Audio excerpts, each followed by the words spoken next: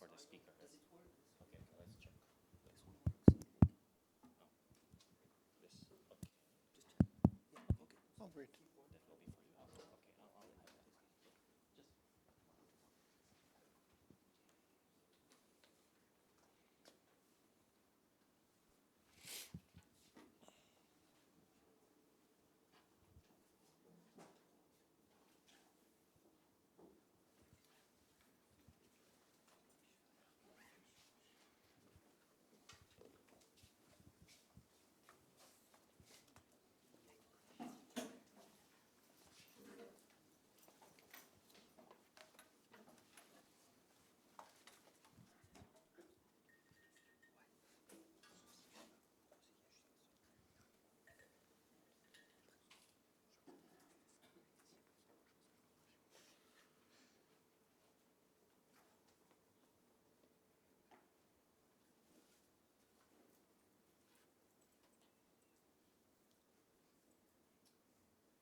let's get started.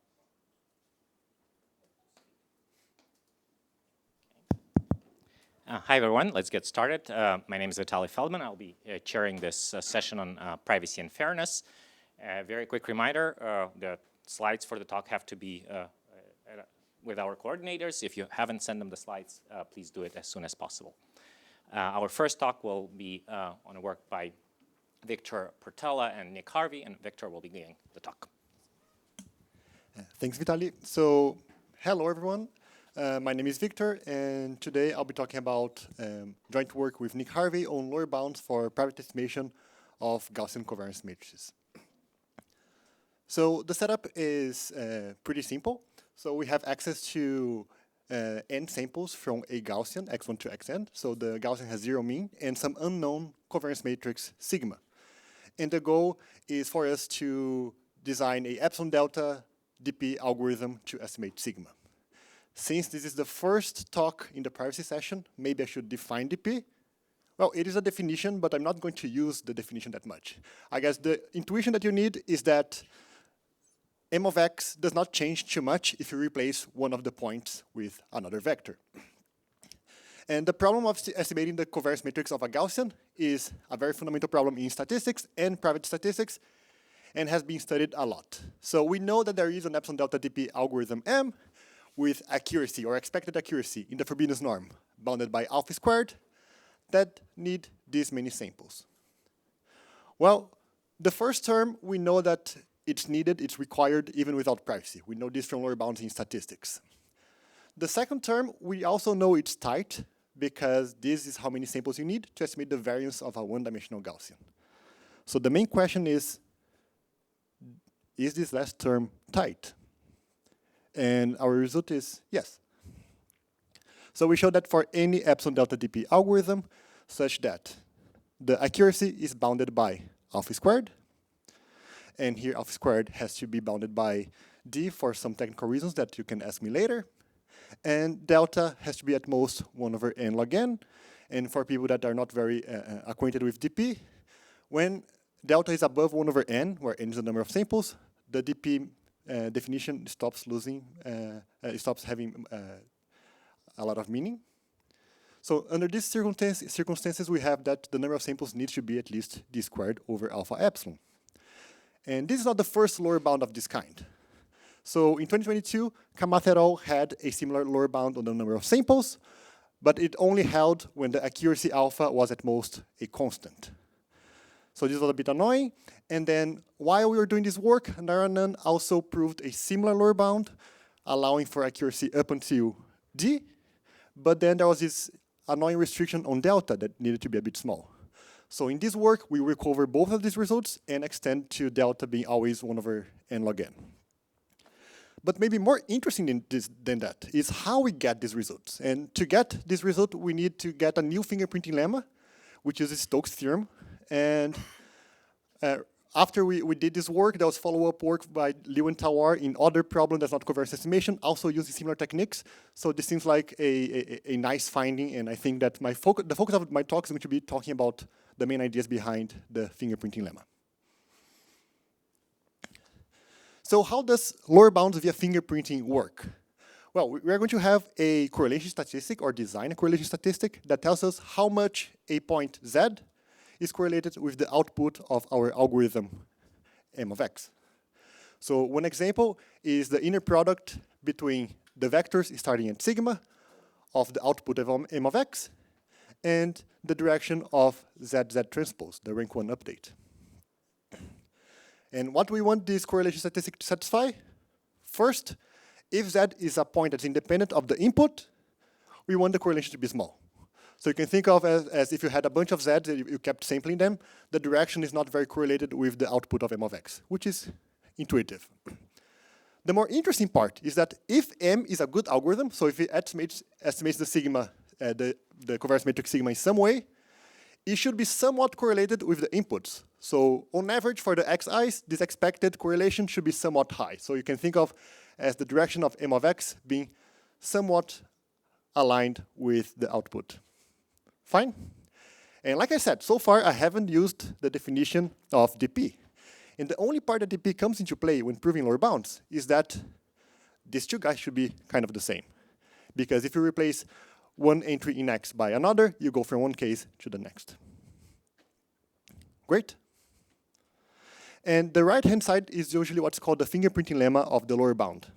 And that's like the harder part, and that's the part that I'm going to focus most of my time in the talk. But there's also some work to be done on the left-hand side. Okay, so the first part is randomizing sigma. So to get a fingerprinting lemma, we do need to randomize sigma, otherwise there's something very silly. There's an algorithm that knows sigma beforehand and can just output sigma without looking at x. So then the challenge is, how do we choose a distribution sigma that is hard to estimate? Most fingerprinting lemmas, not only for covariance estimation, but for other problems, they usually pick a distribution over the parameters where each coordinate is independent. Why? Because looking at things in one dimension is much easier than in high dimensions. And then you apply for each dimension independently. And that's kind of what Kamath et al. Did in a much more complicated way. It's very interesting. But the independence of the coordinates led to the high accuracy restriction of their lower bounds. Narayanan managed to drop the independence using a very nice Bayesian argument. So all of this works. They have very, very nice arguments. But my argument is a little bit different, or our argument's a bit different. So if you look at fingerprinting lemmas, they use Stein's identity a lot, or integration by parts. And how to do something similar in high dimensions. That's the basic question that we ended up thinking about. So the first step, pick a different correlation statistic. So in both of these works that had lower bounds for covariance estimation, they used this, not obvious, but like the natural correlation statistic. We use a different one, and it was proposed by another author in another context, but the idea is we're looking at the inner product of the direction of m of x with the score of this point z under the Gaussian distribution. And even if you don't know what the score is, here is like a picture. You're kind of preconditioning your space. You're multiplying left and right by sigma minus half, which is, for people that like matrices, PSD matrices, this is kind of natural to do, and it's very nice that it pops up in such a natural way. Okay, but what's the main technical condition that we like about the correlation statistic, the score one based? The thing is that if we sum the correlation of all the points in the input, and that's the main technical part, so I'm sorry for the heavy notation, but we can show that that thing is the same as the partials of the output of our algorithm for fixed sigma. So this is a bit of a mouthful, but the intuition is, if for fixed sigma, the output of our algorithm is roughly sigma, so if our algorithm is trying to estimate sigma, this should hopefully be true, then each one of those, the part inside the sum should be 1. And you're summing over d squared parameters, so this should be d squared. Dimension big, so good. And when we sum over the entries, the partials, this is the divergence in high dimensional calculus. And it turns out that if I choose sigma to be random, I can take the expectation and I write the expectation in this way. So it's an integral of the divergence of this weird function times a density that I can pick. I have no control over M, but I can pick P. So I want to move the derivative from the thing that I can't control from the thing that I can control. And this is integration by parts. Turns out that integration by parts in high dimensions is Stokes' theorem. I'm very bad at calculus, but people in the past were better at high-dimensional calculus than I am. And actually, when you pick P to be the Wishart distribution, this becomes a very elegant analysis. It's very nice, and it's known as the Stein-Hef identity. It's not obvious at first how it helps, but it turns out being the perfect tool for the job. But the main message is that Stokes' theorem is kind of the right thing to use in this kind of arguments. So just to wrap up, so in the end, our results are tight lower bounds for privacy covariance estimation over a broad range of parameter regimes. And the technical secret sauce is this new fingerprinting lemma, or the idea of using Stokes' theorem. And the main two techniques is choosing a different score correlation statistic to make things work like kind of the right geometry, and do integration by parts, which in our case turned out to be the Stein-Hef identity.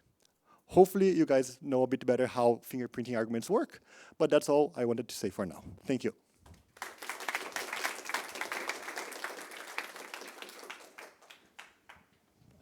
We have time for a question or two.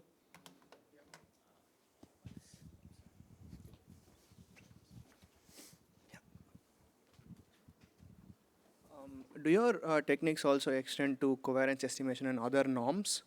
As in the metric you're using is the Frobenius norm, but let's say spectral norm or maybe the Mahalanobis norm? That's an excellent question. So the question is whether this extends to other norms like Mahalanobis norm in other things. So here we just need to prove that this holds for matrices that have constant eigenvalues. So that this will extend, like this is like the easier case, and this gives lower bounds for the harder case. And in this case, the Mahalanobis norm is proportional to the Frobenius norm. And then if you look at the spectral norm, well, estimating in a spectral norm implies an algorithm for Frobenius norm. So this is kind of the easier case. Yeah.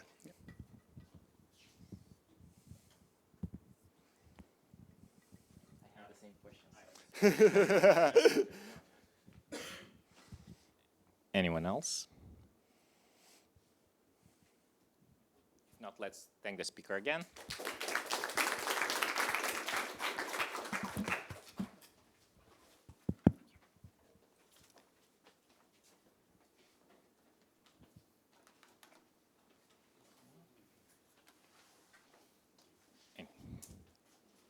Our next speaker is Cristobal Guzman. He's going to talk about work on privately estimating statistical queries with relative error by Badigazi, himself, Pratish Kamath, Alexander Knopp, Ravi Kumar, Pasin, Manurangsi, and Sushant. Thank you, Vitaly. Yeah, so let's get started right away. I will take the time to introduce DP, but very briefly. So you probably all know, but okay, the idea here is to design algorithms, as Victor said, enjoying sensitivity bounds with respect to modifications on one data points. So this is a useful notion to prevent all sorts of privacy attacks that people have come up in the literature. And here we're considering very general scenarios where we just consider n data points as a sequence of vectors, right, and outputs in an abstract space. The problem of interest here, it's actually where the output space is exactly the same as the input space. So that's the synthetic data generation problem. We'll consider, we take data from some finite sample space, we want to process it somehow and privately build another data set which approximately satisfies the statistics of interest. Okay, so given a data set, let me point out that it is very useful for the theory to represent these data sets as histograms. So you think of histograms here will be indexed by the whole sample space, and we're just counting how many data points have feature vectors that correspond to some of these bins. And we prescribe a set of query functions that we want to approximately satisfy, or also called predicates. So the goal here, again, is to design a differentially private algorithm, taking as input an n data point set, and outputting a subset of the same cardinality just for simplicity, such that, then again, for all counts of interest, right, we have an approximate counts for these two data sets. If you represent this thing in terms of histograms, nice thing is that these counts, they become inner products. So you can imagine that this formulation is more convenient because then you can start phrasing this problem as some kind of linear program. This is one of the most well-studied problems in DP, and there's a lot that has been figured out for the last 10 years or so. Of interest to this talk is the fact that for approximate DP, namely when delta is greater than 0, we do have matching upper and lower bounds. There's different regimes depending on how these three quantities, number of data points, number of queries, and the histogram cardinality interact. But the point is that either way, and even for the simpler task of just releasing approximate counts rather than synthetic data, you will see that the optimal rates are polynomially scaling with one of these three quantities. And this is, of course, inconvenient because in any practical setting, one of these three quantities will be large. Okay? So that motivated our work. What we looked into, it was the question of how to relax these accuracy notions in order to get better rates. So we considered the setting where it's the same setting. I'm phrasing things in terms of histograms just for convenience, right? And the notion of approximation here, it introduces two parameters. So there's a multiplicative approximation, 1 plus zeta, and then there is an additive term, alpha, just as before. Okay? This is not something we came up with. There's a number of works that have studied this either from a more, practical computational evaluation, but also some specific models where people have looked into this, what we call here as relative approximations. So the point of this work is understanding what are the optimal rates in general for this setting. And our main result is that for approximate DP, turns out that for any kind of multiplicative parameter zeta that we consider for the multiplicative approximation, you can get relative error rates for synthetic data with approximate DP algorithms whose additive parameter for the approximations becomes polylogarithmic on these three quantities. So in that sense, it's an exponential improvement. I don't want you to focus too much on the exact rate because it looks complicated, but I can say a bit further about that. Okay, so first of all, what I just said, things are polylog in these relevant quantities. We can use a reduction from the purely additive lower bounds to this relative setting, showing that the rates we obtain are up to polylog factors optimal. And these results can even be exported to the pure DP setting, although, and then again, we can also show lower bounds by reduction to the purely additive case, but it is no longer the case that these lower bounds nearly match. So that case is still not fully resolved. Great. Let me discuss a little bit of what is our approach. So I will do a brief introduction into one of the approaches used for synthetic data, which is the private multiplicative weights update method. I won't go into the details on how this algorithm works, but I'm just going to point out something. Private multiplicative weights is based on some sort of game between we generating this data and an adversary picking queries where our histogram is inaccurate. Okay, so in that context, you can consider this notion of margin that just accounts for, given a candidate histogram H and the true histogram HS, for different queries, how inaccurate these counts are. And then we rescale by 1/n just for convenience of the description. So the classical multiplicative weights, even without privacy, is based on the following principle.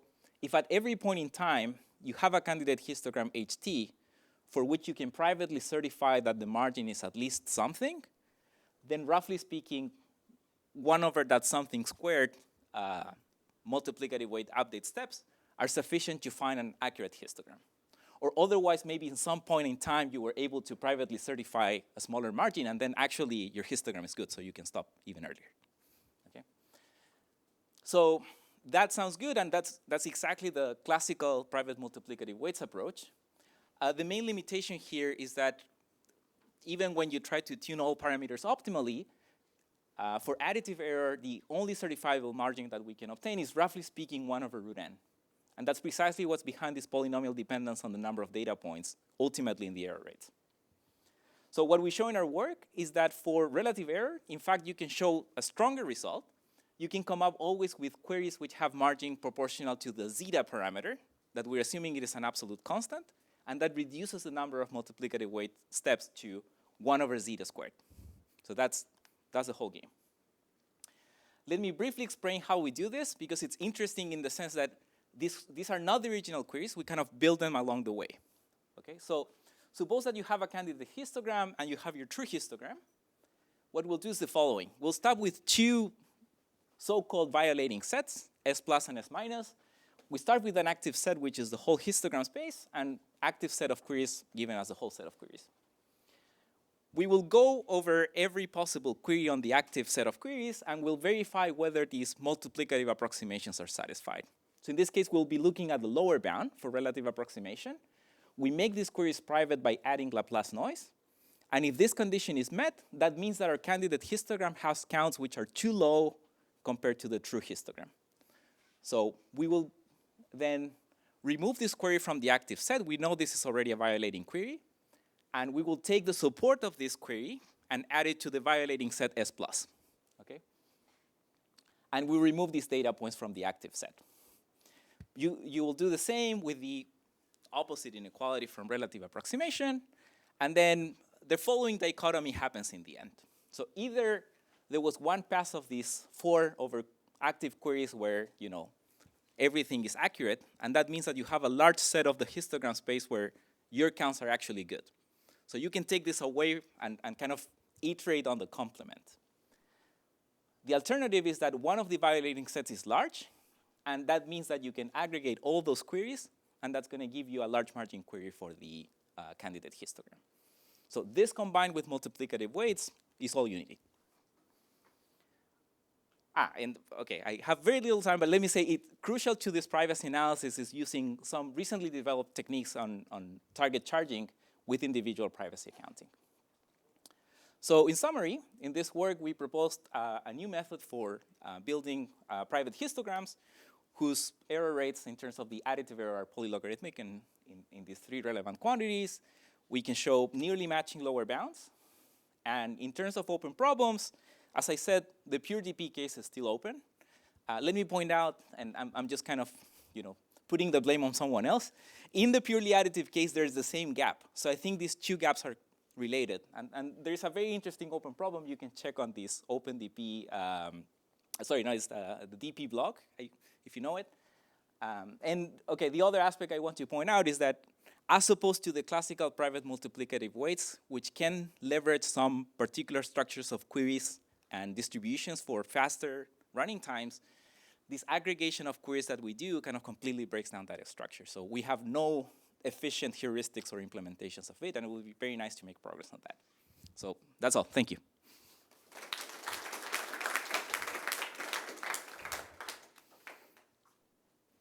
Questions for the speaker?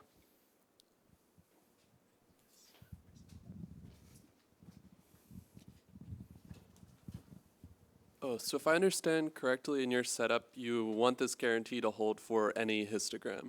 Is that right? Like not generated by IAD data necessarily. Yeah. It doesn't matter what's the nature of the distribution. You can turn this question into the statistical setting. What is known there, I guess? Fortunately, in this case, if you're able to solve for arbitrary data sets, you can solve it in the IAD setting as well. Like the generalization bounds are quite simple. Oh, sure. But then in the lower bound, is it still optimal? Oh, that's a great question. I would have to think about it. I don't know on top of my head. I guess just sometimes it can be easier because you don't need the guarantee to always hold. You can exclude some kind of degenerate cases. Yeah, it is potentially easier. I don't know for sure. Sure, thanks. Yeah.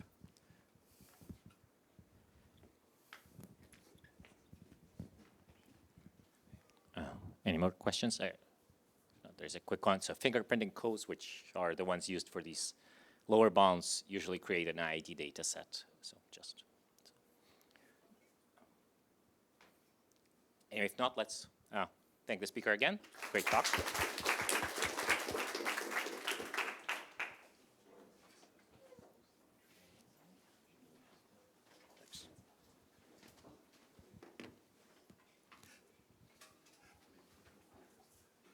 Yeah, our next speaker is Arnav, I will not pronounce it just in case, and it's joint work with Mariam Ali-Akbakpour, Clement Canon, and Ornit Rubenfeld. Thanks. So this talk is about private statistical inference, which means you should think of a pipeline that looks something like this. We have an unknown distribution P from which we draw some samples. We run the samples through some private algorithm A, and the algorithm spits out some information, maybe a classifier for doing learning, or a parameter estimate, or in this case, we're going to be concerned with the outcome of a hypothesis test. But in this talk, I'm going to argue that the pipeline should look slightly different, because often, even before we draw any samples, we know something about this supposedly unknown distribution P. And to get even more specific, here's a motivating example. Let's say that you're testing a new drug for some kind of rare disease, and you have a dozen patients that come in. You give half of them the drug and half of them a placebo, and you want to know, is the distribution of people who receive the drug meaningfully different from the distribution who received the placebo? Well, a dozen samples is not really enough to give you a meaningful prediction, especially under privacy constraints.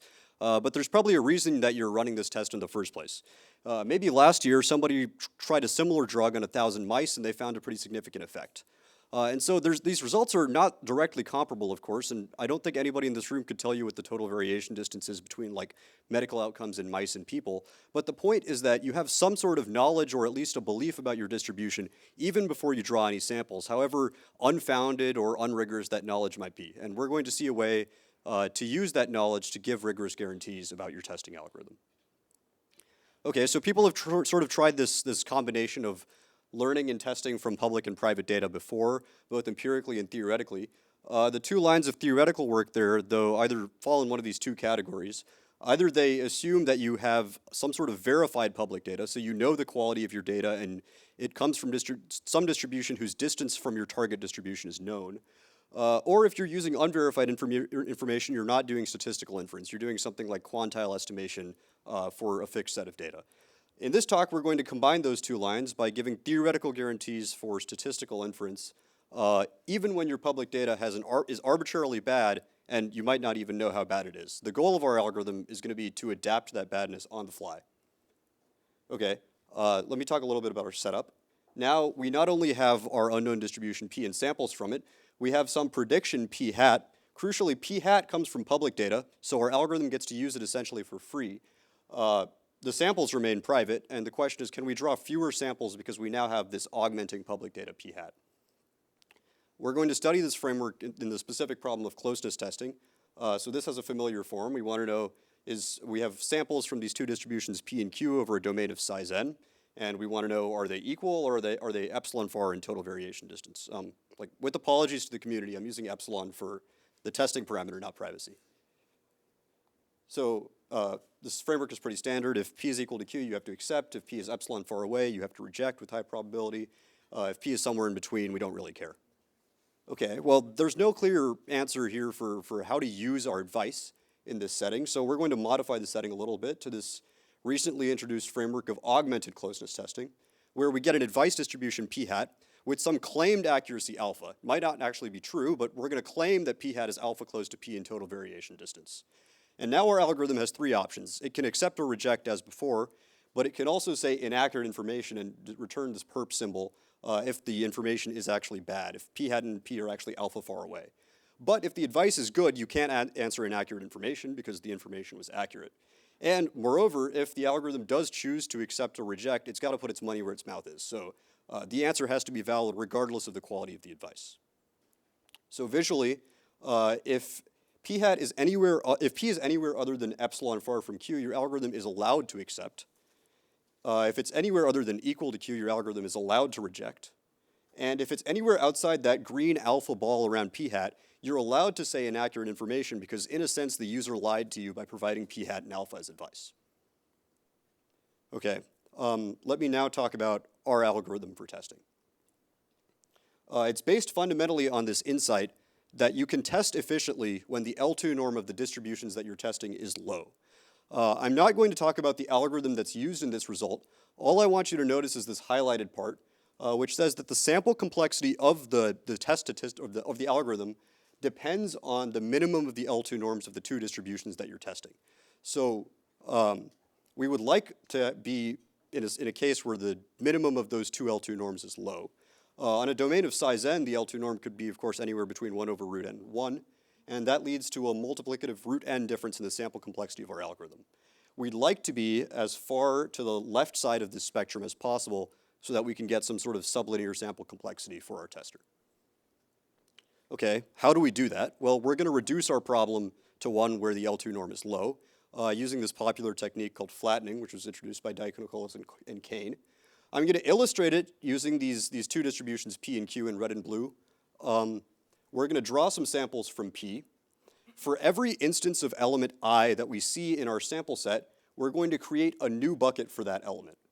We're going to divide the probability of mass of element I equally among its buckets, and now hopefully you can see why it's called flattening, is that we get a distribution which is visually much flatter and which has a much lower L2 norm.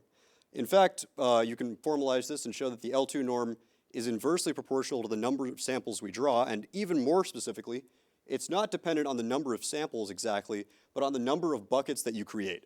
You can understand why this is, because if you draw more buckets for the larger, heavier elements, you're going to end up with a flatter, more uniform distribution, and that's the key to our algorithm. Okay, but so far we've just used samples. How do we use the advice? Well, our goal is to choose buckets, not to take samples. And we have now some sort of prediction for what P should be. And this prediction, if it is reasonably accurate, should at least get the heavy elements right. So we're going to flatten in 2 steps now. In the first step, we're going to flatten based on the prediction and let that guide the choice of buckets to get some distribution P prime. And then we're going to flatten a second time using the technique that I just showed you using samples to get a third distribution, which we hope will be very flat because we flattened twice at this point. And that second step can be made private through some previous results. And the first step uses no samples at all, so the hope is that this will simplify the analysis of our tester. Visually, it looks like this. Here's P and its estimate P hat. You can see P hat's actually a pretty bad estimate in this case. It gets the heavy elements wrong, but we're going to go through with our flattening anyway. We're going to create some buckets based on the value of P hat. We're going to flatten into those buckets to get some distribution P prime. Now we're going to draw some samples from P prime, which we can do just using samples from P and some extra randomness. And then we're going to flatten P prime again using those samples to get an even flatter distribution P double prime. How flat is this distribution? Well, we show that if the advice is good, if P is alpha close to P hat, then you get this bound on the L2 norm of P double prime. What I want you to notice is this first term, this dependence on both the quality of the advice alpha and the number of samples K that you take. The hope is that if alpha is pretty small, you can also get away with a smaller K, and your L2 norm will still be of roughly the same size. Okay, but this sort of assumes that the premise is true, that your advice was actually good. How do we verify our unverified data? The insight is that we don't need to. What we actually care about is the quality of the flattening, and as long as the flattening is good, we can go through and run the test with no extra cost. So we're actually going to check the quality of the flattening, not the quality of the advice, which we can do by testing the L2 norm of P double prime. This is where most of the technical work happens, because usually people estimate L2 norms by counting collisions.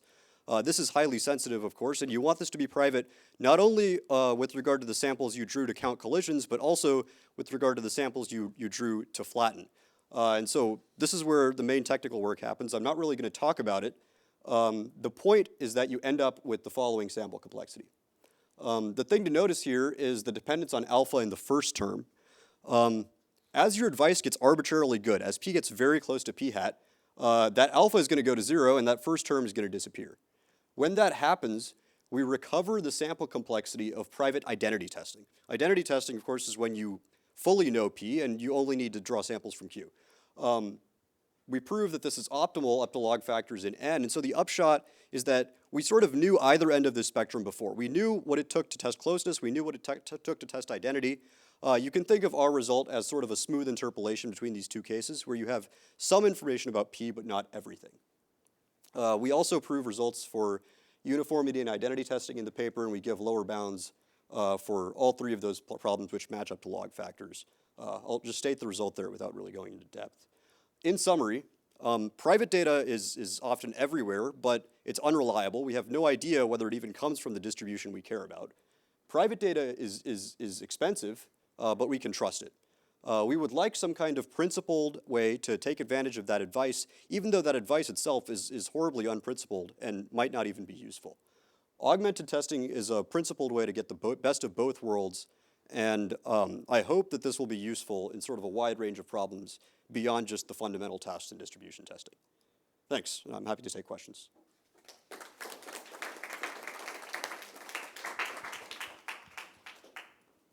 Questions?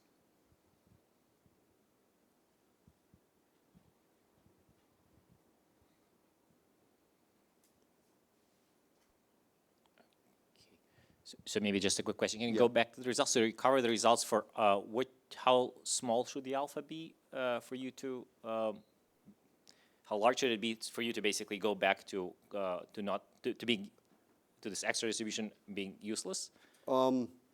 It sort of depends. Like, I guess what sheds light on this maybe more than the upper bound is the lower bound.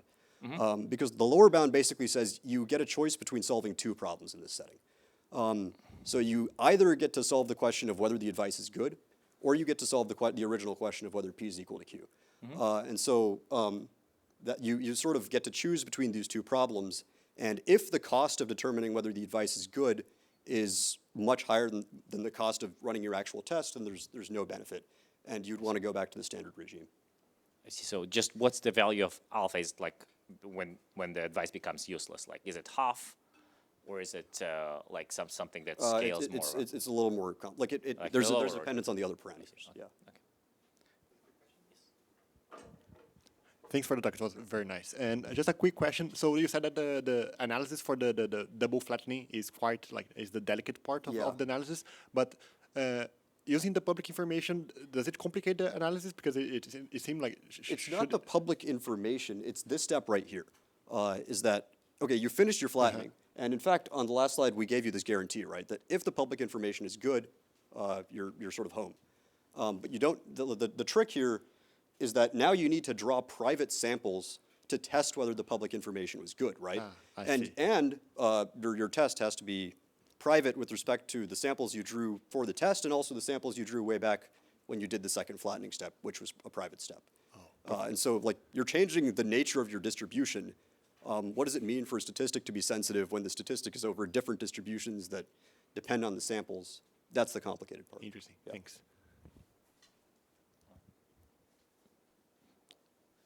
There are no more questions. Let's thank the speaker again.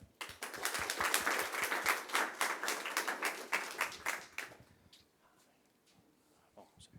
Okay.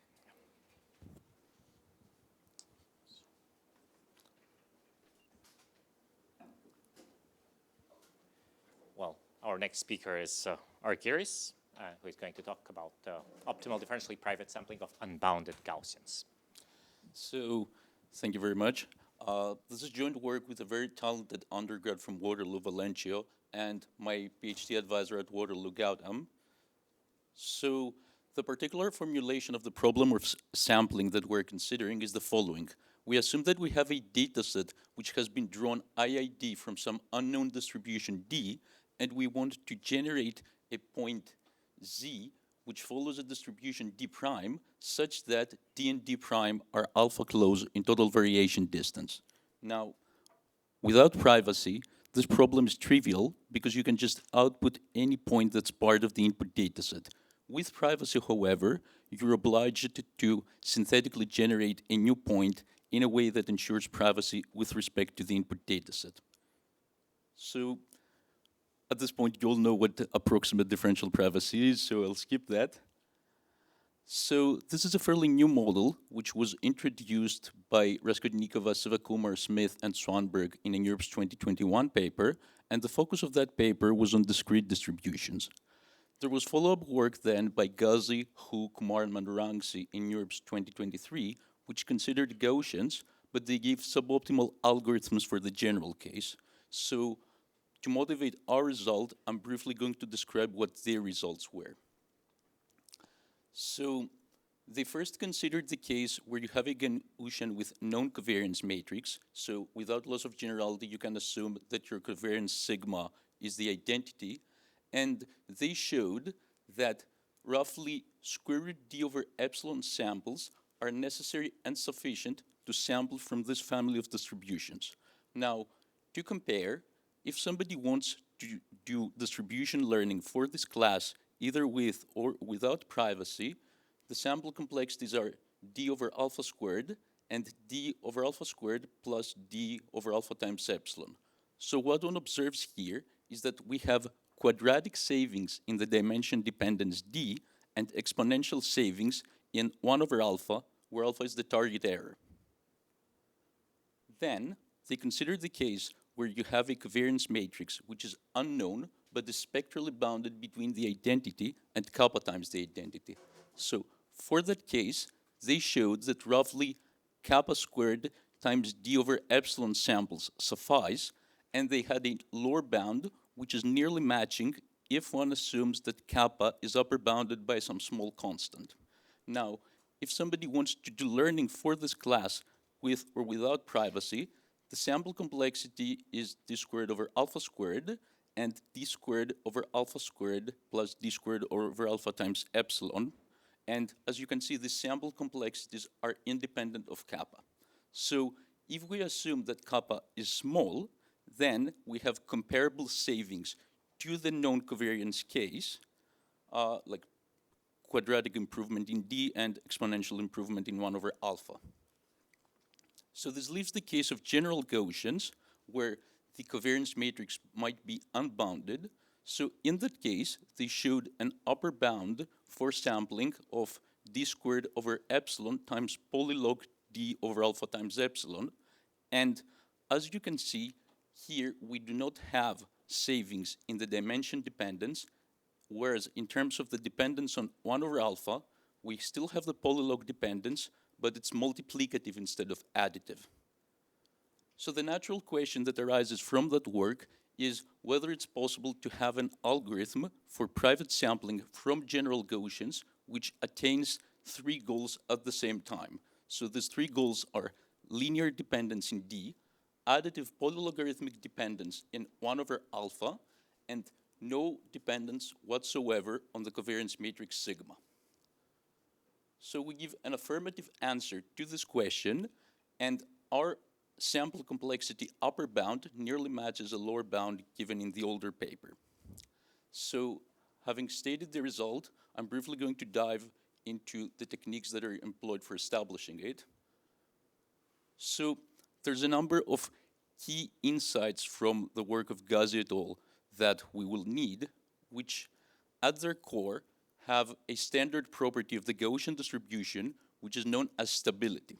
So what stability says is that if you have some independent Gaussians and you consider any linear combination of them, then the distribution of the resulting random vector is also a Gaussian distribution. So to give you an example that illustrates this and is also very relevant to what we're discussing, assume that we have NIID samples from some Gaussian which has mean mu and covariance matrix sigma. Now, let us consider the empirical mean of those samples. Then the distribution of the empirical mean will be a Gaussian with mean mu and covariance matrix 1 over n times sigma. Now, on top of the empirical mean, let us add noise, which is Gaussian with mean 0 and covariance matrix n minus 1 over n times sigma. So in that case, what stability tells us is that the distribution of the noised empirical mean is going to be Gaussian with the same set of parameters as the Gaussian that the samples were originally drawn from. So this is a standard observation, but there's also a couple of non-trivial observations which are made in the older work. The first of those is that the previous property approximately holds even if one assumes that we have points which are truncated in a sufficiently wide ball that's centered at a point that's close to the true mean. So if one takes into account this observation and combines it with the example that we gave above for the noised empirical mean, this essentially is the basis for the non-covariance sampler in that work. The second observation is that both of these two properties, they hold even if one assumes that the weights that are involved in the linear combination are drawn from a random unit vector rather than being deterministic. So this is the main observation that is used in the bounded covariance sampler, and the question is whether it's possible to use this property even if we don't have bounds on the eigenvalues of the covariance matrix sigma. So in order to solve this, we need some algorithms which are called stable estimators. So the idea is that these algorithms are weighted versions of the empirical mean and the empirical covariance, where the weights that are assigned to individual points, they are determined by the proximity of those points to the rest of the dataset. As a matter of fact, these algorithms are of particular interest to the privacy literature because they were introduced in the context of covariance-aware private mean estimation, which was resolved in the celebrated works of Brown, Hopkinson, Smith, and Ducci, Hack, Kuditipudi 2 years ago. So what our algorithm does is the following thing. You have your data set, and you split it in two parts. The first part, you feed it into stable mean. The second part, you feed it into stable covariance. Now, you check if these two subsets of the data set that you considered are well behaved in the sense that the majority of the points are close to each other in both of these subsets of the data set. So if this check fails, you abort. If this check succeeds, you output a term which is the sum of the stable estimate for the mean plus a random linear combination of the points that you fed to stable covariance multiplied by the weights which stable covariance assigned to those points. And in case you're asking this yourselves, the privacy essentially comes from this second term here. So I'm going to briefly describe how the analysis for this algorithm works. There's two components to the analysis. There's the part where we establish the utility properties. So this part is fairly simple because it follows from Gaussian concentration. And the idea is that you argue that with high probability, all of the points are going to be close to each other. So the weights are going to be uniform, and the rest basically follows from that. The more interesting case is that of the privacy analysis. So to understand how that works, you have to consider the following thing. Assume that we have a random unit vector, which is drawn uniformly at random from the sphere in dimension equal to the size of the second subset of the dataset. To establish the privacy guarantee, what we need to do is consider the vector one gets by keeping the first d components of this random vector and show that its distribution doesn't change much when this random vector is subjected to small additive and multiplicative shifts. So the magnitude of those shifts is going to be controlled by the properties of stable estimators. Now, the additive case was mainly covered in the older work, but we required novel arguments for the multiplicative case. So the way the multiplicative case works is that your random vector with the d components, it's supported over the unit ball in d dimensions.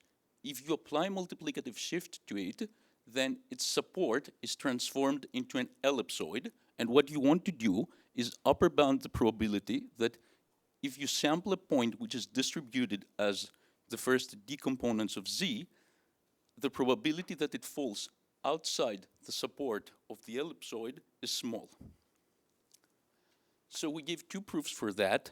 The first proof relied on a combinatorial counting argument that's a strong version of the pigeonhole principle plus concentration properties of the beta distribution, whereas the second proof relied on the fact that if you have a random unit vector, it's basically a normalization of a random Gaussian vector plus the Hansen-Wright inequality. So the second proof is actually the optimal one. The first proof is slightly suboptimal by a polylog factor. So our conclusions are that private sampling from Gaussians is really Gaussian mean estimation, but with a twist. And the main open question from this work is whether it's possible to solve this problem for more general families of distributions. So thank you very much.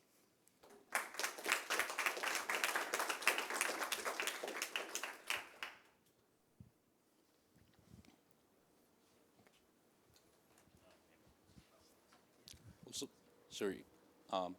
After the questions, I want to take one moment to, advertise something. So don't turn off the slides. You want to do it first? Okay, yeah, sure, that works. So it happens to be the case that all three of the authors of this paper will be in a transitional stage in their careers in, the coming years. So Valencio will be finishing his undergrad in summer 2026, and he will be applying for PhDs in the coming cycle. So he's interested in machine learning theory with focus on optimization, online learning and reinforcement learning, and deep learning theory. Gautam will be moving from Waterloo to NYU in September 2026, and he's looking for students either on theory or empirical machine learning, and they'll be applying for postdocs, and I'm interested in algorithmic statistics, information theory, and privacy. So, yeah, please consider us. Good yeah. luck. So just one maybe naive question. One general approach that seems to make sense is that just take your samples, your training set, your input samples, and output a point in the convex hull privately, right? So this is a well-studied Right. question, like right? So we know even with like log star dependence on the dimension, you can output a point in the convex hull, which is differentially private. Intuitively, because of stability of privacy, this point in the convex hull, the coefficients, are sort of independent of the input data. So this should give you a similar distribution. We have not considered that, and off the top of my head, I don't know if you output a point from the convex hull, what distribution that follows. So yeah, Your IID, right? So if this convex combination would have been fixed in advance, independent of the data, it should be the same. okay. And it's not.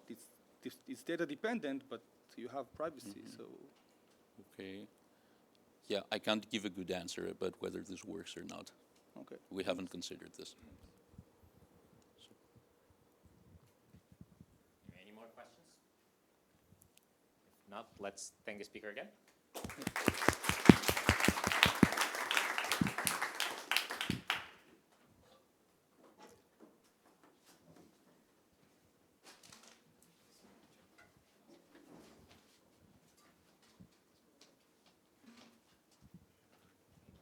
Our next speaker is Bengia, and he's going to talk about private realizable to agnostic transformation with near optimal sample complexity.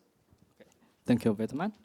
I'm Peng Ye, and today I'm going to talk about private realizable to agnostic transformation with near optimal sample capacity.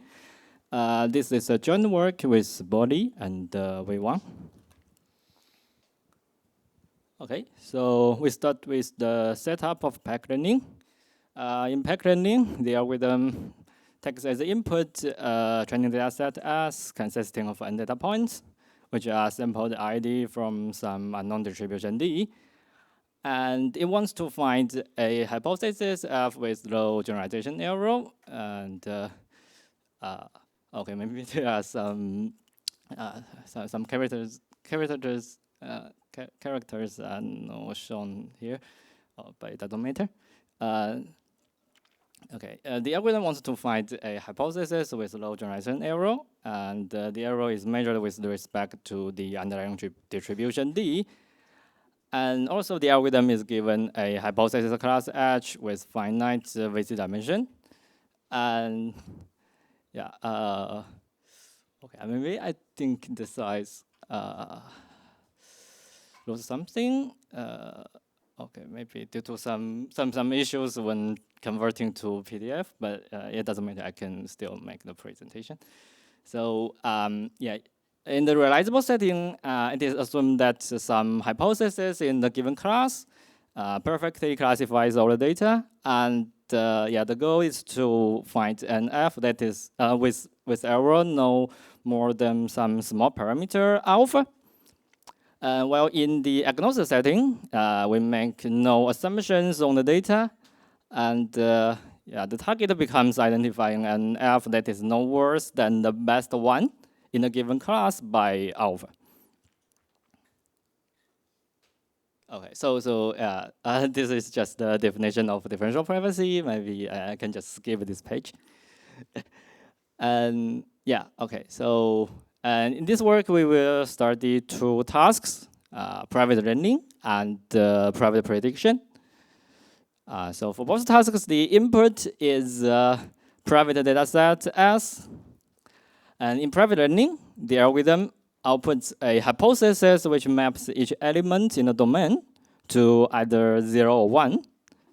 While in private prediction, the algorithm receives a query X, which is public unlabeled data, sampled from the marginal distribution of D.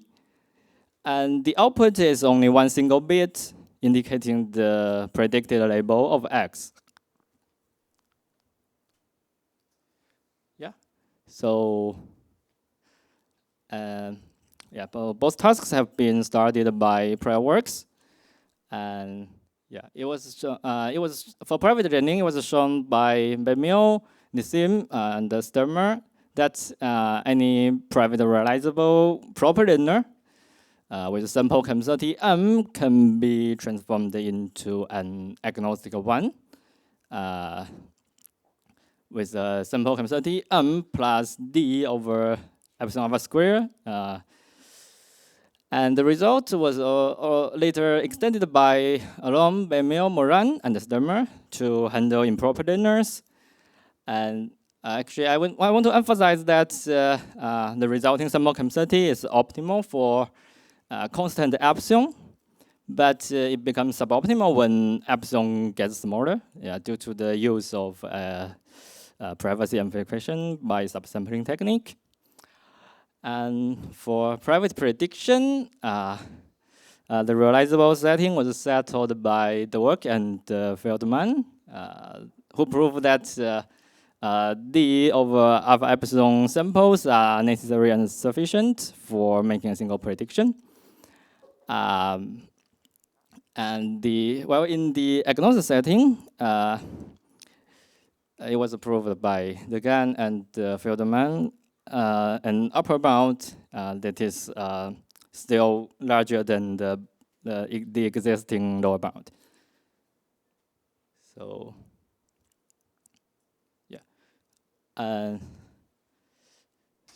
So in this work, we provide improved results for both problems. And for private learning, we propose a transformation with a sample complexity M plus D over alpha square, which is optimal for any privacy parameter epsilon. And this serves a factor of 1 over epsilon compared to previous works, demonstrating that the conversion can be done without actual privacy cost. And when you use the same technique, we also obtain an algorithm for private prediction with sample complexity that matches the lower bound. Okay, so our algorithm follows the relabeling mechanism proposed in prior works. We was first construct a finite subset of the given class. And then we select some hypotheses from the finite subset using the exponential mechanism. And finally, we label the dataset with the hypothesis we selected and run a realizable learner. Okay, so to construct the finite subsets, we randomly split the dataset into two parts. And we use one part to construct the subsets. And for any labeling that is realized by the given class, we add to the subsets exactly one hypothesis from the given class that is consistent with the labeling. Yeah, so okay, so we then invoke the exponential mechanism to select a hypothesis from the subsets, and you use some spatially crafted score function, which is not shown here. And finally, we relabel the datasets. We relabel the datasets one of the two parts with the selected hypothesis, and we just run the empirical realizable linear on the reliable portion. Yeah, so yeah, for utility, the proof is quite straightforward. We just by the property of the exponential mechanism and standard generalization bounds, we can prove that firstly, the subset we constructed contains an alpha accurate hypothesis, and secondly, the hypothesis selected by the exponential mechanism is alpha accurate.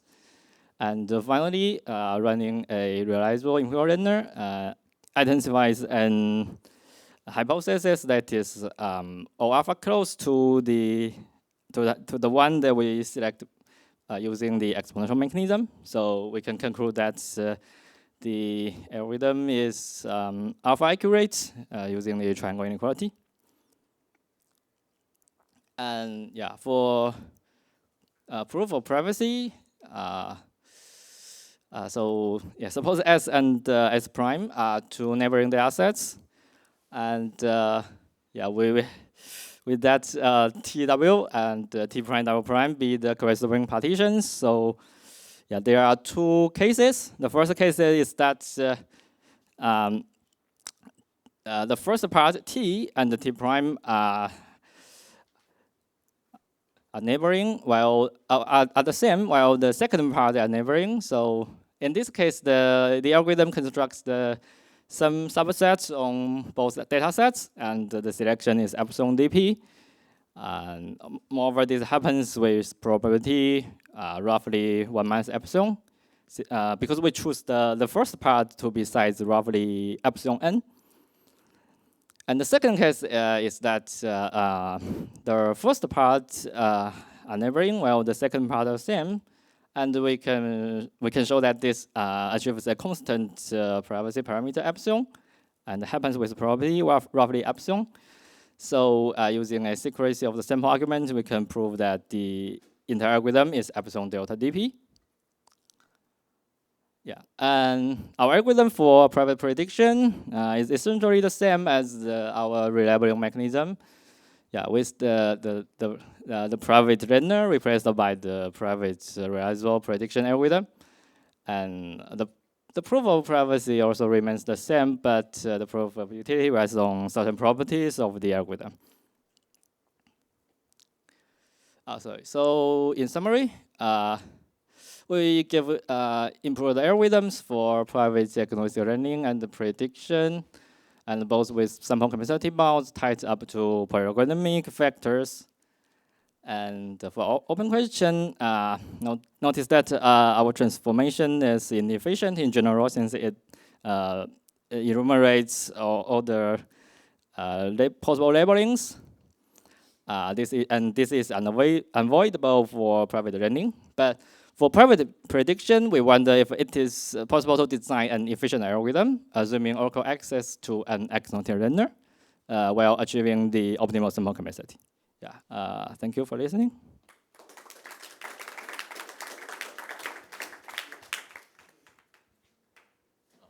Question for the speaker?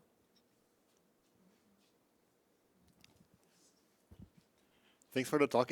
First, it's impressive that you managed to give the whole talk, even with so many technical problems. So congrats to that. And you mentioned that, so first you do this relabeling and then you run the realizable algorithm, but you said that like in the end, the cost of privacy ends up being the same as in the realizable case, or did I get it wrong? So you said like the cost of, in the realizable case is something, but in your algorithm, you relabel and then you run the realizable algorithm. Like and the cost of doing this, the privacy in the realizable, and in this case ends up being the same. So like you manage. So like, did I understand it correctly? That the cost of privacy in this case is the same as in the realizable case? Yes, exactly. So actually, it is a constant blow up on the privacy parameters. But yeah, you can do a subsampling to make it the same. I see. And the key part is just using part of the privacy of the relabeling, and you don't need to run the realizable algorithm with so much privacy as in the purely realizable. Yeah, only on the only on the subsampled part. Yeah. I see. Thanks. Thank you. Any more questions? Well, let's thank the speaker again. Cool.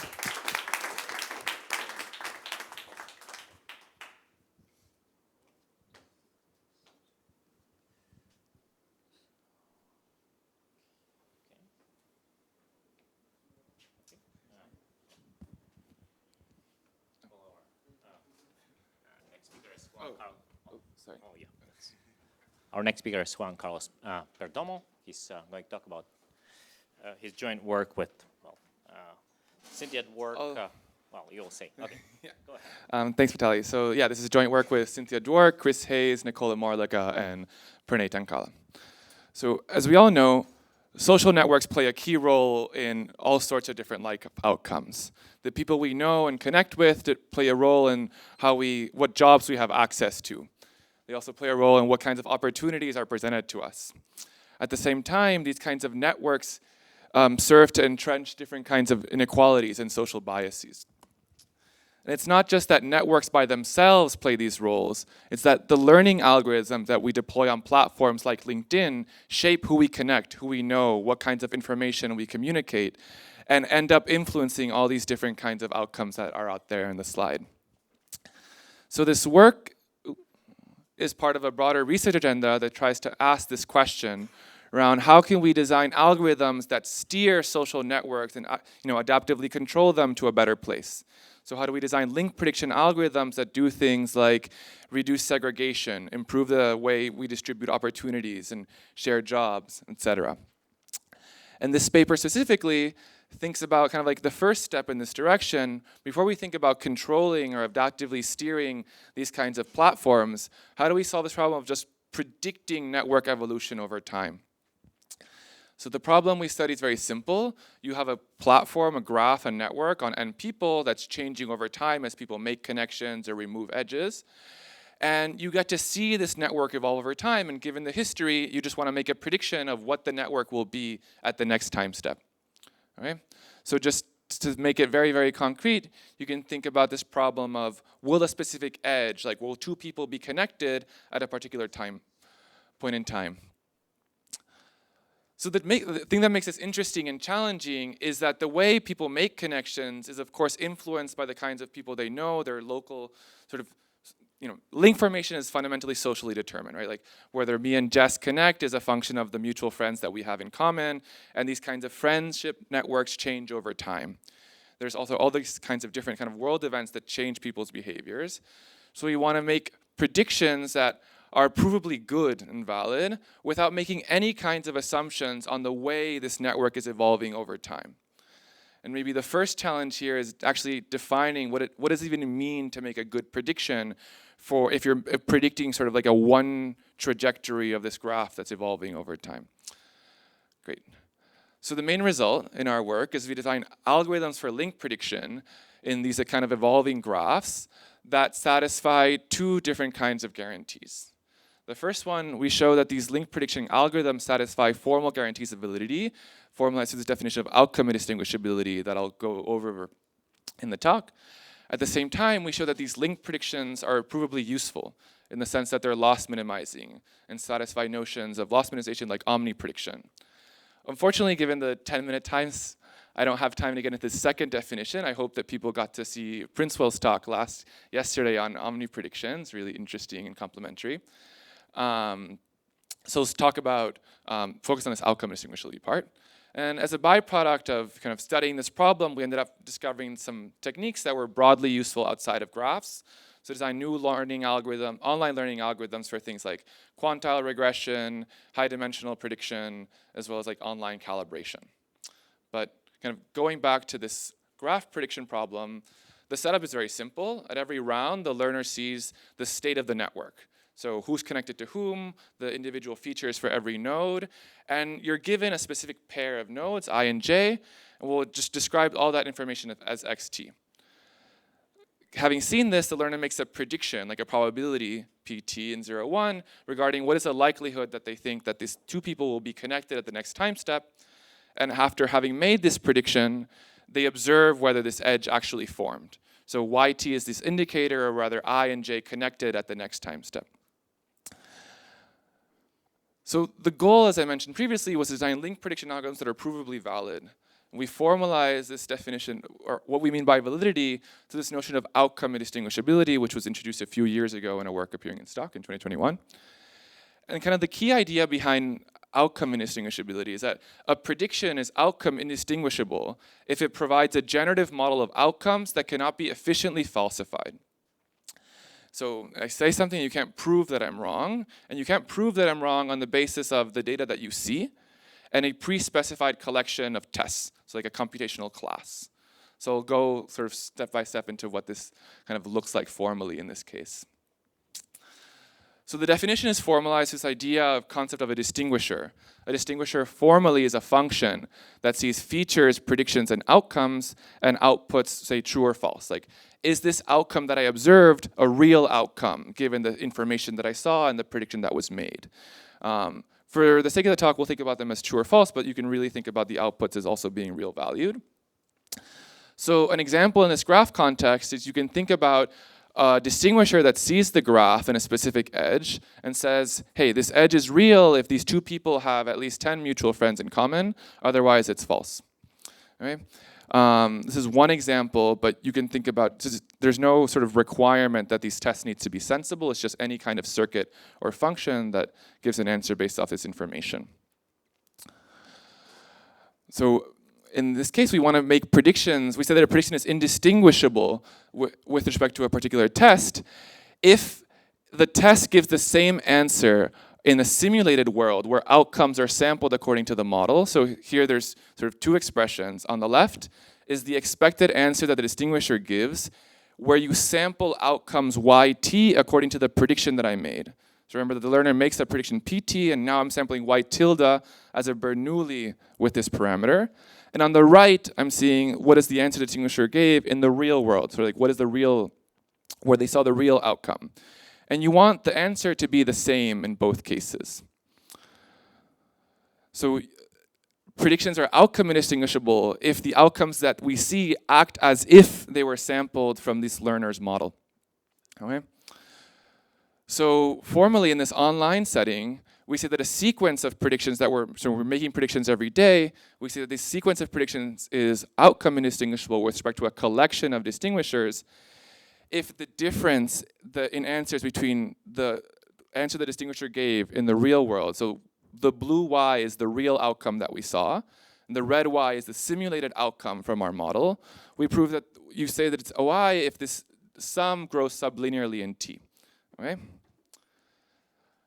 And you don't want this to hold just for a specific distinguisher, but simultaneously for all distinguishers in some class capital F. So to kind of give it a little bit of intuition, consider the following thought experiment. If outcomes were actually random, so like, we don't know if they're actually random in the real world, but let's assume that they were, in the sense that yt was Bernoulli with parameter pt, then we would expect the deviation to be a roughly square root t from like a Hofting bound. Because this sequence is a martingale, and this expected deviation for a martingale is around square root t. So the main result that we show in our paper is that we can find algorithms that compute these predictions in an online fashion and satisfy this above guarantee without making any kind of stochastic or realizability assumptions around how these outcomes y are being generated. The outcomes y and these graphs x can be completely arbitrary and involve in, without in any way they can't want to be. So more formally, we introduce this algorithm called the any-kernel algorithm that produces predictions that are indistinguishable with respect to all unit norm functions in the RKHS. So the distinguishers that we're consider are functions in an RKHS. This algorithm is simple and computationally efficient and achieves this like optimal square root t regret, non-asymptotically. So in a little bit more detail, let F be any kernel Hilbert space, and let A be any distinguisher such that the discrete derivative of this distinguisher, so the answer distinguisher gives when the outcome is 1 versus 0, lies in this function space. Then the any kernel algorithm produces predictions such that this OI error grows like the norm of the function in the distinguisher times the bound on the size of the kernel times square root t. And this holds for all values of t. Okay? So we get that the thing that's nice about kernels is that there's been all this work over the last 20 years or even longer that comes up with RKHSs that contain interesting functions on graphs. So using this, we can define predictions that fool all distinguishers that depend, say, on the isomorphism class of the local neighborhood, the number of mutual friends, any low degree function of like nodes for the individual features. In fact, you can fool any specific neural network that you want to predict better than. So I think that this is really kind of like the first step in sort of a longer research direction, and I think there's lots of work to be done. For instance, how do we handle delayed feedback? In this model, we assume that you make a prediction, and you kind of before you have to make the next prediction, you saw whether those two people are connected. I think it's interesting to understand what happens if there's feedback in the way people connect. I think the more challenging question is, how do we not just predict, but adaptively control network formation and steer it towards a better place? And maybe even harder than that is to define what does optimal even look like? What are the kinds of structures and connections that we should be inducing if our goal is to fairly redistribute opportunities and reduce segregation? So thank you so much. I'm happy to take any questions that you might have.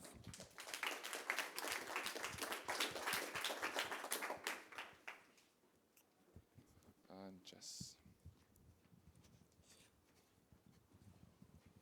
Thanks. Very cool talk. So in like the original OI paper, there was sort of this, they started like different levels of like access to the predictor, right? And sort of had like different like degrees of hardness for a learning predictor depending on like the access that the auditor would get. Is there anything like a sort of like analogous like hierarchy in like the graph prediction setting or? Yeah, great question. So in the original OI paper, they have this hierarchy around what kind of information a distinguisher see. Like, do they just see the features? Do they see the prediction? So here, all these results are for the sample access level, where you see the predictions. I think it's a great question to know, like, are there any separations that are specific to this online setting? I didn't think at all about this sort of like the even higher ones where the distinguisher even sees the circuits themselves and things like that. Nice talks. Can you give some insights on this any kernel like algorithm? Is it like a reduction from adversarial online learning somewhere? Great, yeah. So if I had more time, I would give more details, but it uses techniques from defensive forecasting. So defensive forecasting is like a line of work started by Vovk in 2005. So the any kernel algorithm is actually an extension of the K29 algorithm that he had. So we make it work for any kernel. No, Vovk required like continuous kernels and other kinds of regularity assumptions. But yeah, I'm happy to chat offline. Thank you.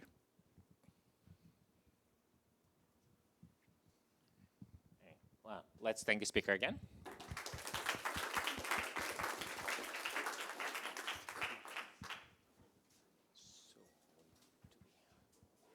Okay. The next talk is by Hangshu Shu. On differentially private synthetic graphs preserving triacal motif cuts.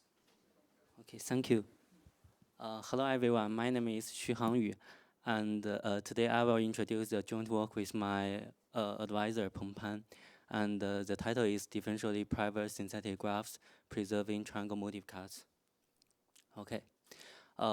Let's start with the basis of differential privacy. Differential privacy requires the individual information changes do not have a distinguishable effect on the results, thus protecting privacy. Okay. There is a classical question in the differential privacy graph theory. How can we release a synthetic graph under differential privacy while preserving cut structures? A lot of work have explored this area, and the upper bound and the lower bound is almost tight, which is about the square root of mn. Okay. However, these algorithms fail to capture higher-order structures of the graph. For example, motifs. Here, a motif refers to a frequently occurring subgraph in the network, such as triangles, wedges, and cliques. And here, a motif cut refers to the sum of weights of the motifs crossing the cut. Okay. This leads to our key question. How can we release a synthetic graph under differential privacy while preserving motif cut structures? That is, given a graph G, can we find a graph G prime under differential privacy, such as all of the motif cuts of the G prime approximates those in the G, and there are no prior results for this problem. Okay, this problem has a wide application. First, motifs are useful tools for network analysis. For example, triangles can be used to analyze social network, and the feedback loops and the byfence can be used to find interconnection patterns in neural networks. Second, some clustering algorithms rely on motif card structures, and it is shown that motif-based embeddings capture clustering structures more precisely. Third, there are also some motif card specification algorithms that can accelerate these applications. Throughout these applications, they always involve some private information. So if we can release a DP synthetic graph preserving motif cards, then all of these downstream tasks will do not leak any privacy. Okay, in our paper, we focus on the setting of triangle motif cards. First, we propose an epsilon delta DP algorithm for this problem in polynomial time. The active value is about the square root of ML3 times n over the epsilon to the 3/2. And we also prove a lower bound for this problem. Any epsilon delta DP algorithm answers the triangle motif cards should incurs a active value at least omega square root of mn times L3 over epsilon. Here, the L3 refers to the local sensitivity of this problem, and it has a size roughly of the maximum degree. Okay. Now we can briefly introduce our algorithm. First, inspired by Elias, etc., we can reformulate this algorithm and this problem to a convex optimization problem. That is, for any triangle motif cards for two graph G and overline G, the card difference can be approximated by a constant factor by this SDP form. And here, the privacy regularizer is a lambda log determinant of x. And the convexity regularizer for simplicity is C2 times n times the sum of the square of WE minus overline WE. And in order to obtain a meaningful upper bound, we also add some additional constraints to the domain of W. That is, we require each of the edge weight to be smaller than an upper bound. And here, for simplicity, we choose the C1 times W max. Okay. To solve this convex optimization, we privately apply the DP stochastic mirror descent method, which is proposed by Elias, etc. And in each iteration, we compute the approximated gradient and inject some noise in the gradient. And because of the additional constraints, we should to use a novel update step. Okay, the update step specifically corresponding to this optimization, where the objective function is a Bergman divergence of phi between W and Y. To solve this convex optimization, we use the greedy method. That is, we sort the entries E by its level of constraint violation, and then we can truncate the value that exceeds the constraints and recursively. And the correctness can be proved by KKT conditions. Okay. Here is a full version of our update step. Okay. Now we can briefly analyze our algorithm. First, for the privacy loss each iteration can be approximated by L3 over lambda. Thus, by an advanced composition, we have after T iterations, the total privacy loss is about L3 times the square root of t over lambda. Thus, in order to achieve differential privacy, we should run less than the square of lambda over L3 steps. For the utility, we can compute that the triangle motive color difference to the original graph is about mn over the square root of t plus lambda n. The former term is from the convex optimization, and the latter is from the regularization terms. Okay, by choose t as the square root of m over L3, we can have the additive arrow approximates to the square root of m L3 times n. Okay. To sum up, we propose the first epsilon delta dp algorithm that releases a synthetic graph that approximates triangle motive cut structures.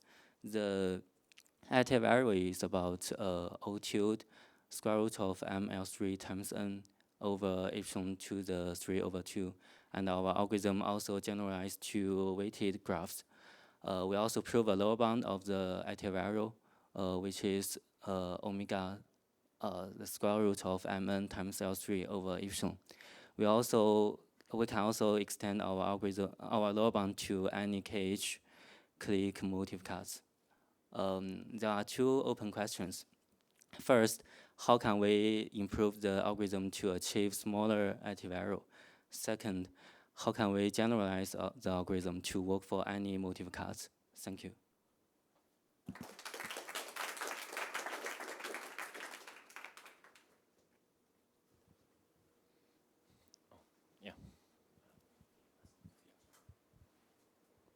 Hi, thanks. So maybe a naive question. So by regularity lemma, right, the Tzemach-Reddy regularity, we know that every graph can be approximated by a finite graph of a constant size, right? Right. So we have just a finite number of outputs. Can't we just run exponential mechanism on all of these guys and pick the best one? Okay. Because we have a small number of outputs by Tzemach-Reddy regularity lemma. Because the number of the cuts can be the number of the cut can be 2 to the 2n. So, for example, use exponential mechanism.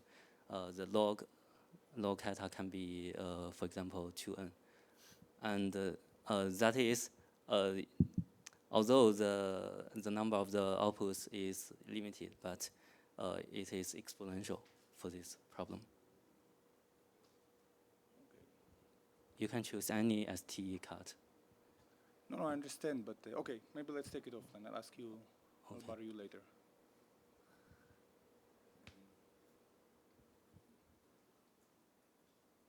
If there are no more questions, let's thank the speaker again.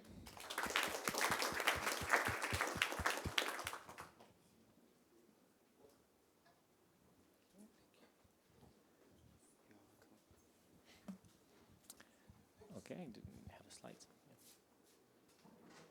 Our next speaker is Ayush Sekari. Hopefully he will also have the slides.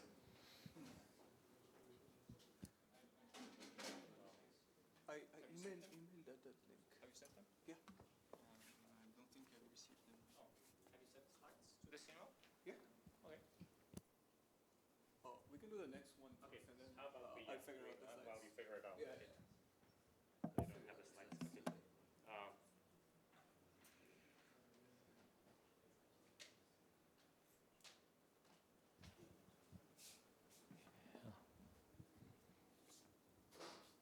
Our next speaker is, I guess it's Iska.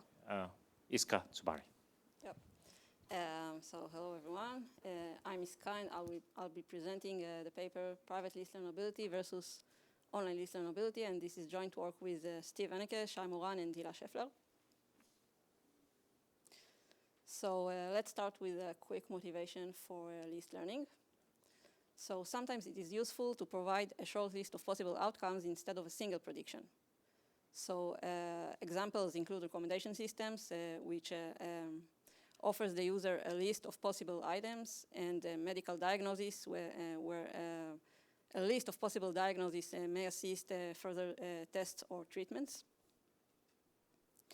And formally, we have a domain X and a finite label space Y. And while in the multi-class setting, given a test point X, the learner predicts a single prediction, in the list setting, the learner outputs a list of K predictions. So we model the list learning setting with a parameter K, which is the size of the list. And we also say that the prediction of the learner is considered as correct as long as the true label is in the list. So list learning has been studied in various frameworks, including PAC, online, regression, etc. And here in this work, we focus on private PAC list learning, where privacy means with respect to differential privacy. So this is the formal definition of differential privacy, but I will not, it will not take any role in this presentation. So recent developments have shown that there is an equivalence between PAC learning and online learning, between private PAC learning and online learning. So this equivalence says that a class is private PAC learnable if and only if it is online learnable. So first it was shown for the binary case, and later it was extended to the multi-class setting. But what happens when the learner uses lists instead of single predictions?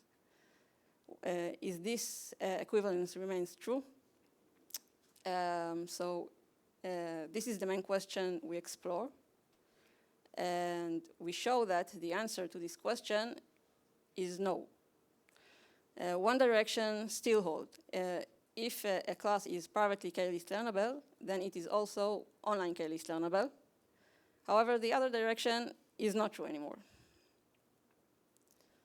So if we go back to the multi-class, so we know that the Littlestone dimension characterizes online learnability. So a class is online learnable if and only if it has a finite Littlestone dimension. And we also know that if a class has a finite Littlestone dimension, if and only if it has a finite threshold dimension. And as we have this connection between the Littlestone dimension and the threshold dimension, there are also different proofs of the direction of private learning implies online learning. Some of the proof uses the Littlestone dimension characterization, and some of them use the threshold dimension characterization. Now, if we move to the list learning setting, then we have a generalization of the Littlestone dimension, which is the K Littlestone dimension. And the K Littlestone dimension captures online K-list learnability in the same manner that the Littlestone dimension captures online learnability. So a class is online K-list learnable if and only if it has a finite K Littlestone dimension. However, there is no clear generalization of the threshold dimension such that it captures online K-list learnability as well. So as I said before, the K Littlestone dimension, it is a generalization of the Littlestone dimension which captures online K-list learnability, online K-list learning. A class is K-list online learnable if and only if its K Littlestone dimension is finite, and it is defined as the maximal depth of a K plus 1 RE mistake tree that is shattered by the class. So basically it is the same definition as the Littlestone dimension, just that now we talk about K plus 1 RE trees instead of binary trees. And the next combinatorial dimension I would like to introduce is the K monotone dimension. So this dimension is a generalization of the threshold dimension. And it is defined as follows. It is the maximal number D such that there are D points from the domain and K plus 1 labels with a linear order on them, such that if we take our class and restrict it to these D points, then we can see all possible monotone patterns with these K plus 1 labels. So this is the K monotone dimension. And both of these dimensions, the K monotone dimension and the K Littlestone dimension, turn out to be a lower bound for privately K-list learning a class. And in particular, the sample complexity of privately k-list learning a class is at least omega of log star d, where d is either the k-Littlestone dimension or the k-monotone dimension. And from theorem 1, we can also derive that if a class is private k-list learnable, then it is also online k-list learnable. So this is the direction that still holds. And we have another result, which says that the k-monotone dimension and the k-Littlestone dimension are also incomparable in the following manner. There is a class with infinite k-monotone dimension and with finite k-Littlestone dimension. And there is also a class with infinite k-Littlestone dimension, but with finite k-monotone dimension. And from this theorem, with the theorem before, we can also show that we can see that online k-list learnability does not imply private k-list learnability. So here we can see a visualization of our main results. And the two separating examples from previous theorem are the class of monotone functions over n with k+1 labels. So this class has infinite k-monotone dimension, but its k-Littlestone dimension equals 1. And on the other end, we have a class that is shattered by an infinite tree, where each hypothesis that realizes an infinite branch on this tree labels everything outside of this branch with 0. So this class has infinite k-Littlestone dimension, but its k-monotone dimension equals 1. So the finiteness of both these dimensions is a necessary condition for private pack list learning. But is it also a sufficient condition? So this question remains open. That's it. Yeah.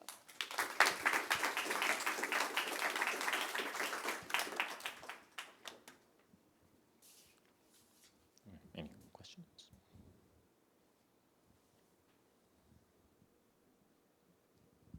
Well, if not, let's thank the speaker again, and we'll go to the next talk.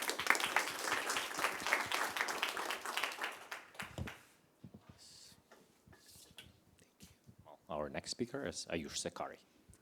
Thank you. So this is the last talk of the session, and thanks the previous speaker for switching.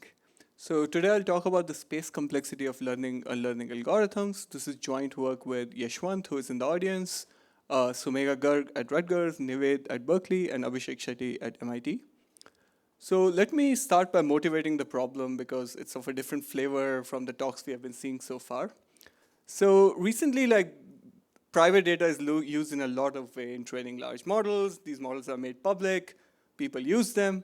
And many times after people use these models, they realize there were some issues in the way data was used or collected and so on. So there have been some new demands for ability to update models once they have been trained. And these demands root from various concerns, such as, I can't move there. Okay. Various concerns, such as a right to be forgotten, or issues concerning copyright violations, or just need to correct models for their bad behaviors when they can be attributed to certain training data. So towards addressing these concerns, there has been a new paradigm which is slowly emerging, which is this problem of machine unlearning, that considers the problem of updating a model once it has been trained. So suppose some learning algorithm collected data from people and output a trained model. The unlearning setting considers the problem of deleting some data when the request for removal. And the goal is to output an updated model, which would be similar to a model we would have obtained if we did not have the deleted samples to start with.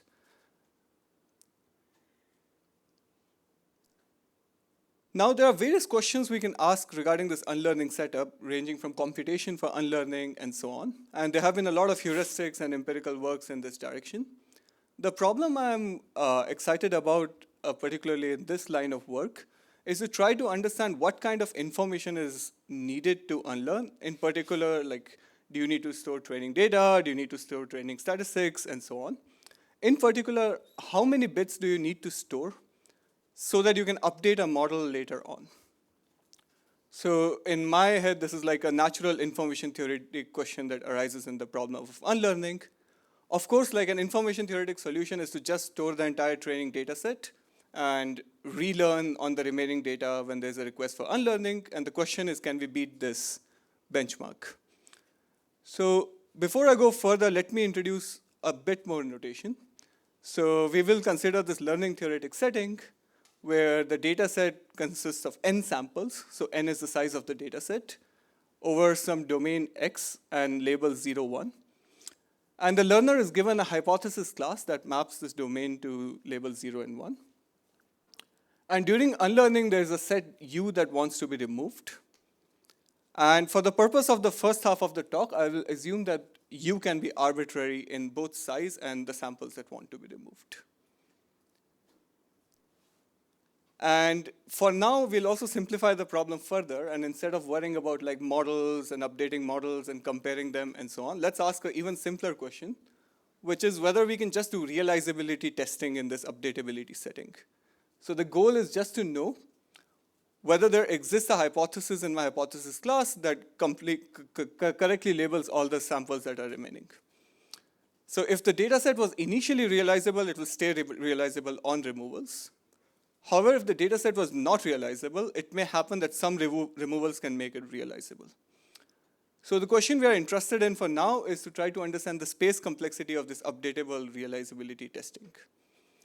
And since we are all learning theorists, we love talking about complexities and understanding these problems through the lens of complexities. And one natural question that emerges is how can we connect this kind of space complexity problem to VC dimension of the hypothesis class we are learning in. Now it's immediate to see, it requires like a 5-line proof, that the space complexity must scale with at least the VC dimension of the hypothesis class. And the intuition is very straightforward, like consider a setting where you duplicate every point but give a different label for every point. Now depending on some strategic decisions, you can come up with any possible shattering after removals. And you should be able to test whether this shattering corresponds to a valid hypothesis or not. And by the Sarshela lemma, we know that the number of such shatterings scale exponentially in VC dimensions, so the number of bits we need to store is like log of that. So we need at least VC dimension number of bits. The question is, can we unlearn with a sample complexity that is polynomial in this VC dimension or even exponential? And the answer to this is unfortunately no. And there are a series of negative results. There are also some positive results, but it's like not as good of a story as we think it would be. So our first result is a negative result that shows that there exists a hypothesis class with a constant VC dimension. For the experts, the Littlestone dimension is also constant, for which any learning or unlearning algorithm must store the entire data set in memory for updating later on. In fact, we can show a stronger lower bound that for any hypothesis class, any learning or unlearning algorithm must store bits that scale with the eluder dimension of the hypothesis class in the intermediate memory to update later. And just to give some intuition, so the eluder dimension is always larger than the VC dimension. It could be significantly larger as well. So this is a strong negative result. The question is, can we beat this negative result? And we show that you can, but you need to consider some alternate ways in which you spread the information in your network. So in order to consider this setting, we consider ticketed memory model. So this was introduced in a previous Gold paper in 2023, where instead of storing all the information that we need for unlearning alongside the trained model in some central server, we send some bits back to each person who provided their data, so that during unlearning, the people who want to remove their data provide the bits that were provided to them. And this additional information can somehow aid the unlearner. So now there are two places where memory is stored, in the central memory as well as these tickets. So our positive result in this direction is to show that for any hypothesis class, there exists a ticketed learning and unlearning algorithm that only needs to store star number of h many bits in the ticket and only constant number of bits in the central memory. So in some sense, by going to this ticketed model, we have deferred the responsibility of storage to people.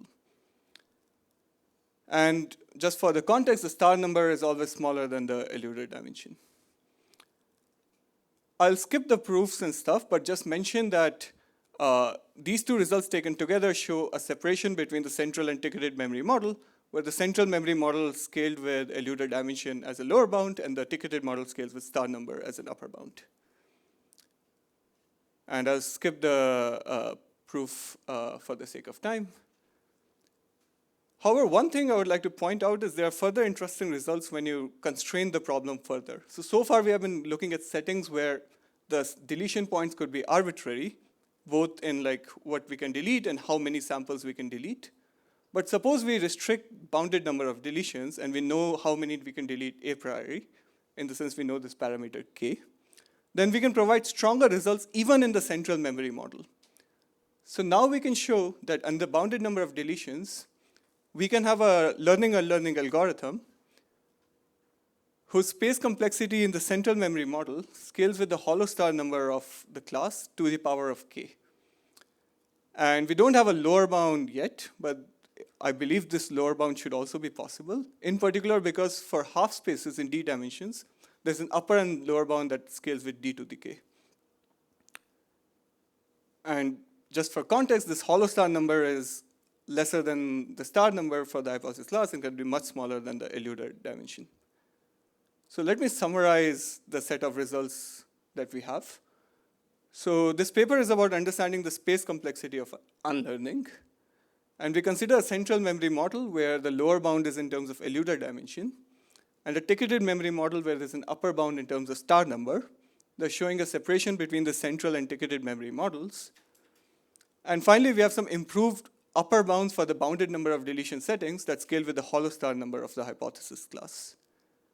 There are a bunch of open problems in the paper which are like too technical to state on the talk, but I feel like this is a very exciting area to explore, and I welcome any questions at this point. Thank you.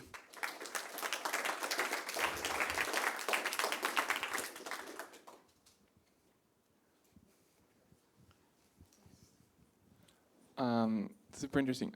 So I guess here this is sort of just information theoretic. What happens if you require the unlearning algorithm to be efficient? Like, does that change the bounds at all for how many bits you need to store? Yeah, so these algorithms are efficient. Like in the sense, efficient in polynomial sense. They're not like practical, but they are not like hard as well. Yeah.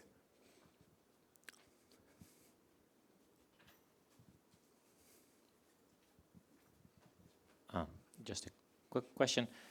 So it wasn't clear to me whether this setting of being able to distinguish realizable, whether the data set is still realizable by certain data concept class is actually, is it also a lower bound on for unlearning of that class of functions? Yeah, so a lot of these results transfer to the problem of learning ERM, but then we assume like epsilon and delta to be 0, so exact recovery of this discrete hypothesis. I meant just so you can just define the problem of unlearning. Yes. You want to learn some class while having some kind of unlearnability. Although you're saying that you could always just, if you store the data set, you could always. Yeah. So does it transfer to the problem of unlearning itself? So many of these lower bounds do. In the model where you want an exact recovery, like so. If you like ignore this epsilon, delta, indistinguishability, similarity, then a lot of these lower bounds scale. For some values of epsilon, delta, and settings, also it scales, but the story is not super clear yet. Yeah. So I would say, in essence, so we have a section in the paper on learning, unlearning ERMs. I see. But it's not like super clean as like just realizability testing. Yes. Yes.